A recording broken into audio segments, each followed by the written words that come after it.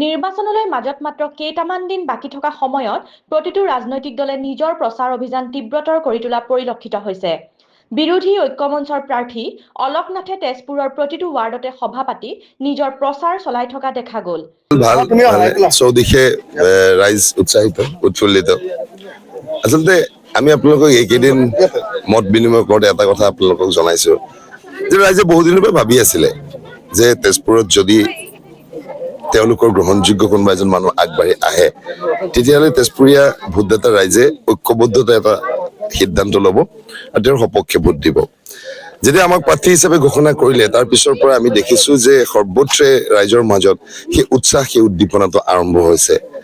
সি গাঁও হওক সি চহৰ অঞ্চলত সকলোৱে ভাবিছে যে এজন মানুহ সন্মুখৰ পৰা নেতৃত্ব দিবৰ কাৰণে আগবাঢ়ি আহিছে, যিজন মানুহৰ পিছফালে এটা দীঘলীয়া দিনৰ সামাজিক বা সাংস্কৃতিক কাম কাজ কৰাৰ ইতিহাস আছে।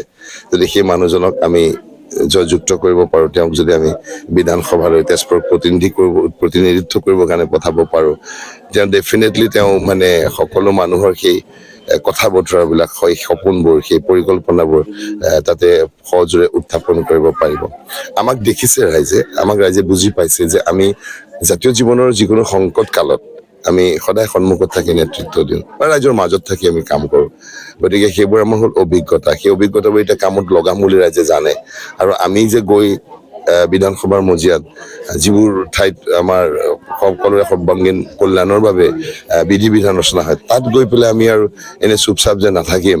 আমি এটা চৰকাৰ গঠন কৰিলেও আমি চৰকাৰৰ চকুত চকু থৈ পেলাই আমি কথাটো ক'ম যে এইটো কৰক বা এইটো নকৰক। গতিকে এই কথাটো চৰকাৰ গঠন কৰাৰ যিটো আমাৰ কথা, এই কথাটোতো সকলোৱে উৎসাহ দেখুৱাইছে কাৰণে এতিয়া আমি যথেষ্ট দূৰ আগবাঢ়ি গৈছো। বিশেষভাৱে তেজপুৰ সমষ্টি যথেষ্টভাৱে এই প্ৰতিযোগিতাত এই প্ৰতিদ্বন্দ্বিতাত আগবাঢ়িছে বুলি সকলোৱে ঠাৱৰ কৰিব পাৰিছে। সেই কথাটো সেইদিনা মনোনয়ন পত্ৰ দাখিল কৰাৰ সময়তো দেখা পালে।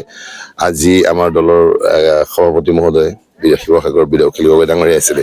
সেই অখিল গগৈ ডাঙৰীয়া তেখেত অহাৰ পিছতে মানুহৰ মাজত যিটো মানে উত্তাপ, মানুহৰ মাজত যিটো উত্তেজনা, তেখেতক লগ পোৱাৰ কাৰণে যিটো হাবিয়া, সেইটো মানে সাংঘাতিক স্বতঃস্ফূৰ্ত। তেওঁক লৈ যেতিয়া আমি চহৰৰ পশ্চিম অঞ্চলত আমি কৰিছিলো, পৰিভ্ৰমণ কৰিছিলো, নিৰ্বাচনী প্ৰচাৰ অভিযানত অংশগ্ৰহণ কৰিছিলো, এতিয়া সকলো লোক পদূলিয়ে ৰৈছে, সকলো লোকে আশীৰ্বাদ কৰিছে। এবাৰ আহি অখিল গগৈ গা চুই চাইছে, আশীৰ্বাদ কৰিছে মূৰত হাত থৈ, আমাকো সেই অনুৰূপ ধৰণে আমাক আশীৰ্বাদ কৰিছে। এইবোৰ কথাটো আমি মানে ৰাজনৈতিকভাৱে সংগঠন কৰি পেলাই কৰা কথা নহয়তো, এইবোৰতো স্বতঃস্ফূৰ্তভাৱে হৈছে।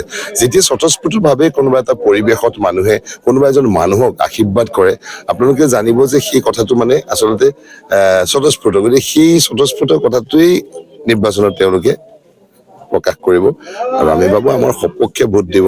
সকলোৱে বিচাৰিছে তেজপুৰখন য'তে আছিল ত'তে ৰৈ থাকিলে, আগ দেখোন নাবাঢ়ে। আগবাঢ়িবলৈ হলে তলত মানে চকাকেইটা লগাই যদি অকণমান গতি বেগটো বঢ়াবলগীয়া হয়, তেতিয়াহ'লে কোনোবা এজন মানুহ আগবাঢ়ি আহিব লাগে। আমি আগবাঢ়ি আহিছো।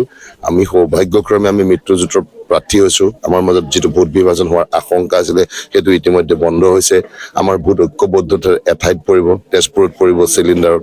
গতিকে চিলিণ্ডাৰৰ ছবিত আমি ৰাইজে ভোট দিব আমাক, আৰু চিলিণ্ডাৰৰ ছবিত ভোট দিয়াৰ লগে লগে হাতখনে পাব, কাৰণ হাতখন জনপ্ৰিয় এটা মানে আপোনাৰ প্ৰতীক চিহ্ন হয়। এইকাৰণে জনপ্ৰিয় যে কংগ্ৰেছ দল ভাৰতবৰ্ষত জন্ম লাভ কৰাৰ প্ৰায় ১৫০ বছৰতকৈ অধিক কাল হ'ল, প্ৰায় ৭০ বছৰতকৈ অধিক কাল তেওঁলোকে ক্ষমতাত আছে। গতিকে হাতখন ছবি জানেই। গতিকে এইবাৰ তেজপুৰ মানে সংকল্প কৰিছে ২ হাতেৰে গেছৰ চিলিণ্ডাৰ দাঙিব, এই কথাটো আমি দেখা পাইছো।